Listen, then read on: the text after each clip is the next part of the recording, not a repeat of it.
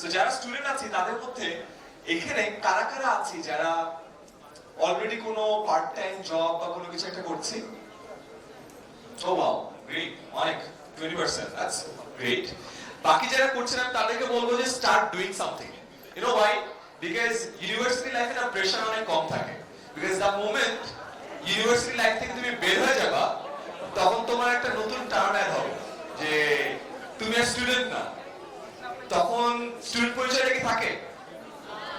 থাকে না, right?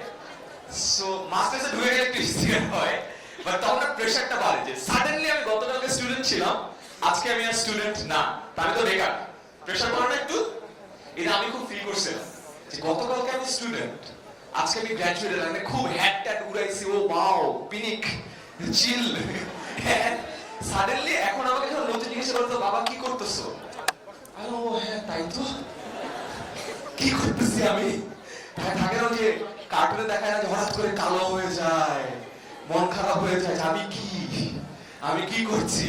So ওরকম একটা সিচুয়েশন হয়। সো আমার কাছে মনে হয় ইউনিভার্সিটি লাইফে কিছু করাটা খুব ভালো।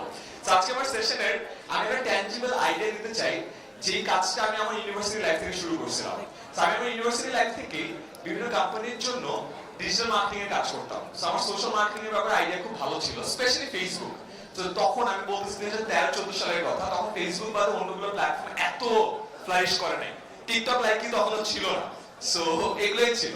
And I figured one thing, একটা স্কিল যদি আমাদের থাকে, ওই একটা স্কিল দিয়ে আমরা অনেক কিছু করতে পারি। সো আমি জাস্ট আজকে তোমাদেরকে এই নেক্সট 20 মিনিটের সেশনে সোশ্যাল মিডিয়ার একটা মাস্টার ক্লাস দিতে চাই, যেটার পরে অ্যাটলিস্ট যে কেউ যে কোনো একটা কোম্পানির জন্য সোশ্যাল মিডিয়া মার্কেটিংটা শুরু করতে পারে। Got it? ডান?